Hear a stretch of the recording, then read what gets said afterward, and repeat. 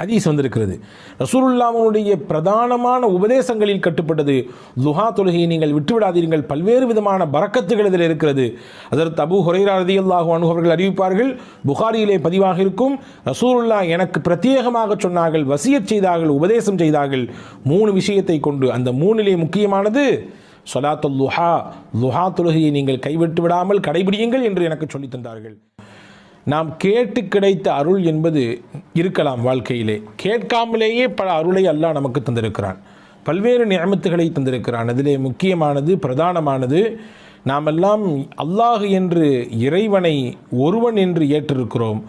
இறை தூதர் முஹம்மது நபி ஸல்லல்லாஹு அலைஹி வஸல்லம் அவர்களுடைய தூதுத்துவத்தை ஏற்ற ஒரு ஈமானை பெற்ற இறை நம்பிக்கையாளர்களாக இருக்கிறோம். அன்பிற்குரியவர்களே, இது ஆகப்பெரிய கிருபை, ஆகப்பெரிய நிஅமத், அருள்.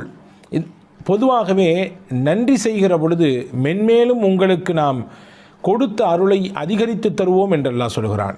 நமக்கு கிடைக்கப்பட்ட ஈமானினுடைய அந்த அருளுக்கு சதாவும் ஒவ்வொரு நாளும் நாம் அவனுக்கு நன்றி உபகாரத்தோடு இருக்கிற பொழுது ஈமானோடு மரணிக்கின்ற பாக்கியத்தையும் அல்லாஹ் தருவான். நமக்கு பின்னால் இருக்கக்கூடிய சந்ததிகள், நம் குடும்பத்தை சார்ந்தவர்கள், நம்முடைய உறவுக்காரர்கள், நம்முடைய பின்னால் வரக்கூடிய தலைமுறைகளுக்கெல்லாம் ஈமான் நசீபை அல்லாஹ் தருவான் என்று பெருமக்கள் நமக்கு சொல்லித் தருகிறார்கள். திருக்குரானிலே அல்லாஹ் சொல்லுவான் தானே, ல இன் ஷக்கர்த்தும் ல அஸீதன்னக்கும், நீங்கள் உங்களுக்கு கிடைக்கப்பட்ட அருளுக்கு நன்றி உணர்வோடு வாழ்வீர்களேயானால் உங்களுக்கு கொடுத்த அருளிலே இன்னும் அதிகரித்து தருவோம். வல இன் கஃபர்த்தும், நீங்கள் நன்றியை மறப்பீர்களேயானால்,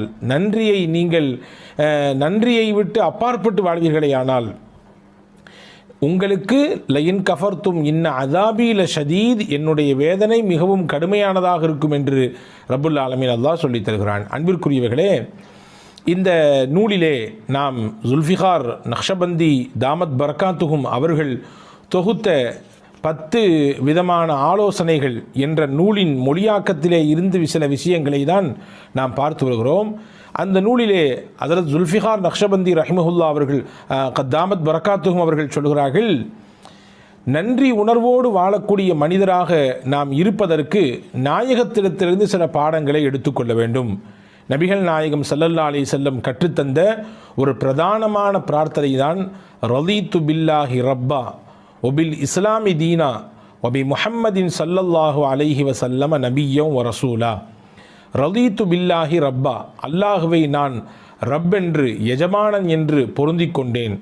ஒபில் இஸ்லாமி தீனா, எங்களுடைய மார்க்கமாக இஸ்லாத்தை நாங்கள் ஏற்றுக்கொண்டோம். ஒபி முஹம்மதின் ஸல்லல்லாஹு அலைஹி வஸல்லம் நபிய்யம் வ ரசூலா, முஹம்மது நபி ஸல்லல்லாஹு அலைஹி வஸல்லம் மன்னவர்களை நபியாகவும் ரசூலாகவும் நான் சம்மதித்தேன், அவர்களை நான் பொருந்திக் கொண்டேன் என்று பொருள்பட இருக்கக்கூடிய இந்த துவாவை எவர் ஓதி வருகிறாரோ அவர் நன்றி செலுத்தியவராக ஆகுவார் என்பதை ஹஜ்ரத் ஜுல்ஃபிகார் தாமத் பரக்காத்துஹும் அவர்கள் இந்த நூலிலே நமக்கு தருகிறார்கள். அன்பிற்குரியவர்களே, நன்றி உணர்வோடு இருப்பதற்கு இன்னொரு வழியையும் நமக்கு இந்த நூலிலே அவர்கள் கற்றுத்தருகிறார்கள். நம்முடைய வாழ்நாள் வயது இருக்கலாம், 30 இருக்கலாம், 40 இருக்கலாம், 60 கூட இருக்கலாம், ஏன் முதிர்ச்சி அடைந்து 70, 80களில் கூட நாம் வாழ்ந்து கொண்டிருக்கலாம். எத்தனை ஆண்டுகள் வாழ்ந்தாலும் நாம் வாழும் காலம் வரை நம்முடைய இருப்பு இந்த நிமிடத்தில் இப்பொழுது இருக்கிறோமே, இந்த நொடி பொழுது இதுவரை நமக்கு கிடைக்கப்பட்ட எல்லா விஷயங்களும் அல்லாஹ்வின் அருளை கொண்டே கிடைக்கப்பட்டது. எனக்கு கிடைத்த செல்வம், எனக்கு கிடைத்த அந்தஸ்து, எனக்கு கிடைத்த கல்வி, எனக்கு கிடைத்த பொருளாதாரம், எனக்கு கிடைத்த சமூக அந்தஸ்து, எனக்கு கிடைத்த சிறப்பு என்று என்னுடைய வாழ்வியலோடு தொடர்புடைய அத்துணை விஷயங்களும் யார் மூலம் கிடைத்தது? அல்லாஹ்வின் மூலம்தான் கிடைத்தது. இனிவரும் காலங்களில் என்னுடைய வாழ்க்கையின் பிற்பகுதி, நான் 30 வருட காலம் நான் வாழ்ந்து இப்பொழுது 31வது வயதில் இருக்கிறேன், அல்லது 40 வயதில் இருக்கிறேன், அல்லது 60 வயதில் இருக்கிறேன்.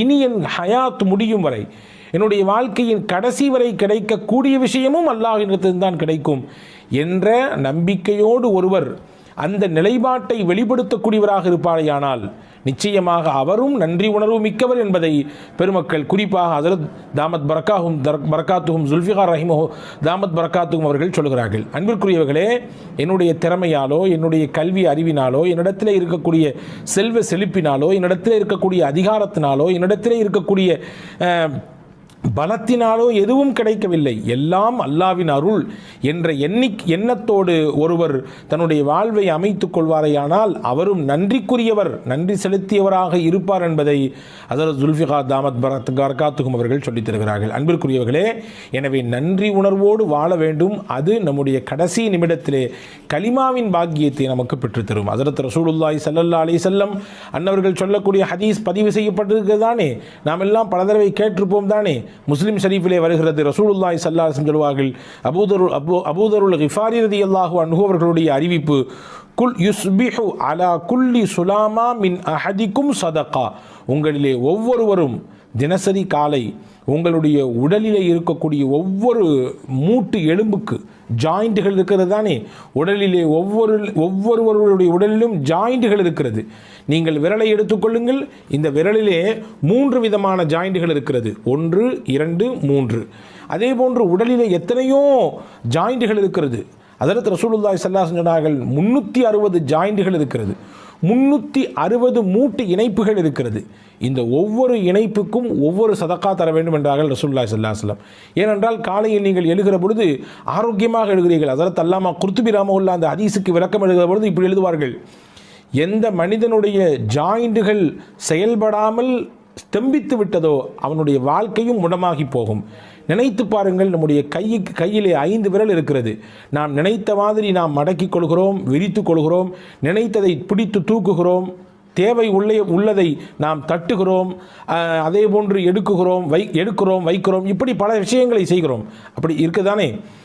ஆனால் இந்த ஜாயிண்ட்டுகள் எல்லாம் செயல்படாமல் போனது என்று வைத்துக் கொள்ளுங்கள், அப்படியே முடமாகி போய்விடும், எதுவுமே செய்ய முடியாது. பிடிப்பதற்கு சிரமமாகி போய்விடும், எழுதுவதற்கு சிரமமாகி போய்விடும், வாசிப்பதற்கு கஷ்டமாகி போய்விடும், எல்லாம் முடம்தான். ஹஜ்ரத் அல்லாமா குர்துபி ரஹ்மத்துல்லாஹி தான், இது பெரிய நிஅமத், இது அல்லாஹ் கொடுத்த பெரும் நிஅமத். ஒவ்வொரு நாளும் காலை எடுக்கிற பொழுது நம்முடைய ஜாயின்கள் எல்லாம் செயலோடு இருக்கிறது என்றால் அது பெரும் நிஅமத். எனவே தான் ரசூலுல்லாஹி ஸல்லல்லாஹு அலைஹி வஸல்லம் ஒவ்வொரு நாள் காலையும் நீங்கள் 360 தர்மம் செய்யுங்கள், காரணம் உடலிலே 360 மூட்டுகள் இருக்கிறது என்று சொன்னார்கள். சஹாபாக்கள்லாம் கேட்டாங்க, ஏழை சஹாபாக்கள் எங்களால் எப்படி முடியும், 360 தர்மம் செய்ய முடியும் என்றால் எங்களால் எப்படி வாய்ப்பு இருக்கிறது, நாங்கள் ஏழைகளாச்சே. இப்போ ரசூலுல்லாஹ் சொன்னாங்க, அதுக்கு ஃபகுல்லு தஸ்பீஹத்தின் சதகா, சுபஹானல்லாஹ் என்ற தஸ்பீஹ் சொல்லுங்கள், அது ஒரு சதகா. ஒக்குல்லு தஹ்மீதத்தின் சதகா, அல்ஹம்துலில்லாஹ் என்று சொல்லுங்கள், அதுவும் ஒரு சதகா. ஒக்குல்லு தஹ்லீலத்தின் சதகா, லா இலாஹ இல்லல்லாஹ் என்று சொல்லுங்கள், அதுவும் ஒரு சதகா. ஒக்குல்லு தக்பீரத்தின் சதகா, அல்லாஹு அக்பர் என்று சொல்லுங்கள், அதுவும் ஒரு சதகா. அம்ரும் பில் மஅரூஃப் சதகா, நல்லதை பிறருக்கு சொல்லிக் கொடுங்கள், அதுவும் சதகா. நஹியன் அனில் முன்கரி சதகா, தீமையிலிருந்து ஒரு மனிதரை தடுத்து நிப்பாட்டுங்கள், அதுவும் சதகா தான். சொல்லிட்டு சொன்னாங்க ஸல்லல்லாஹு அலைஹி வஸல்லம், வ யுஜ்ஸி மின் தாலிக குல்லஹு ரக்அத்தானி யர்கஉஹுமா மின் அத்-துஹா. இது எல்லாத்துக்கும் போதுமான ஒன்றை சொல்லட்டுமா, 2 ரக்காயத் துஹாவினுடைய தொழுகை தொழுங்கள், நான் மேலே வசித்து காட்டிய அத்துணை நன்மையும் அதில் பொதிந்திருக்கிறது என்றார்கள் நபிகள் நாயகம் ஸல்லல்லாஹு அலைஹி வஸல்லம். இங்கே 2 விஷயத்தை அந்த ஹதீஸிலிருந்து விளங்கணும். ஒன்று, ஒவ்வொரு நாளும் தனக்கு கிடைக்கப்பட்ட அருளுக்கு ஒரு மனிதர் நன்றி உள்ளவனாக இருக்க வேண்டும் என்பதை ரசூலுல்லாஹ் அந்த ஹதீஸை சொல்கிறாங்க. நன்றி செய்வதற்குரிய வழி என்ன என்பதை சஹாபாக்கள் கேட்ட பொழுது எளிமையான வழியை, நன்றி செய்வதற்குரிய வழியை அழகாக பெருமானா சொல்லித் தருகிறார்கள். தஸ்பீ செய்யுங்கள், தஹ்மீது செய்யுங்கள், அல்லாஹ் அக்பர் என்று சொல்லுங்கள், லா இலாஹ இல்லல்லாஹ் சொல்லுங்கள், எதுவும் இல்லையா, இது எல்லாத்தினுடைய நன்மையையும் நான் பின்னால் சொல்லக்கூடிய ஒரு விஷயம் உங்களுக்கு பெற்று தந்துவிடும், அதுதான் லுஹாவினுடைய 2 ரக்காய் தொழுகை என்று நபிகள் நாயகம் ஸல்லல்லாஹு அலைஹி வஸல்லம் சொன்னார்கள். ஆயிஷா ரலியல்லாஹு தஆலா அவர்கள் அறிவிப்பார்கள், ஹதீஸிலே பதிவாக இருக்கிறது, முஸ்லிமிலே வந்திருக்கிறது, கான ரசூலுல்லாஹி ஸல்லல்லாஹு அலைஹி வஸல்லம் யுஸல்லி ஸலாத்தல் லுஹா அர்பஅன், நபிகள் நாயகம் தொடர்ச்சியாக 4 ரக்காயத் லுஹாவினுடைய தொழுகையை எப்பொழுதுமே தொழுது வருவார்கள் என்று ஹஜ்ரத் அன்னை ஆயிஷா ரலியல்லாஹு தஆலா அவர்கள் சொல்கிறார்கள். நாடினால் பெருமானால் யஸீது மாஷா அல்லாஹ், அல்லாஹ் நாடினால் அவர்கள் அதைவிடவும் கொஞ்சம் கூட்டிக் கொள்வார்கள். ஹதீஸ் வந்திருக்கிறது.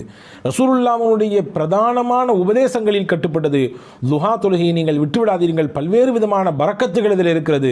ஹஜ்ரத் அபூ ஹுரைரா ரலியல்லாஹு அன்ஹு அவர்கள் அறிவிப்பார்கள், புகாரியிலே பதிவாக இருக்கும், ரசூலுல்லாஹ் எனக்கு பிரத்யேகமாக சொன்னார்கள், வசியத் செய்தார்கள், உபதேசம் செய்தார்கள் 3 விஷயத்தை கொண்டு. அந்த 3லே முக்கியமானது சொலாத்துல் லுஹா, லுஹா தொழுகையை நீங்கள் கைவிட்டு விடாமல் கடைபிடியுங்கள் என்று எனக்கு சொல்லித் தந்தார்கள். ஹதீஸில் வந்திருக்கிறது, நபிகள் நாயகம் ஸல்லல்லாஹு அலைஹி வஸல்லம் சொல்லக்கூடிய ஹதீஸ். ஹஜ்ரத் அபூதர் ரலியல்லாஹு அன்ஹு, ஹஜ்ரத் அபூதருல் கிஃபாரியும் அபு தர்தா ரலியல்லாஹு அன்ஹு அவர்களும் அறிவிப்பார்கள். முஸ்னத் அஹ்மதிலே இந்த ஹதீஸ் பதிவாக இருக்கிறது.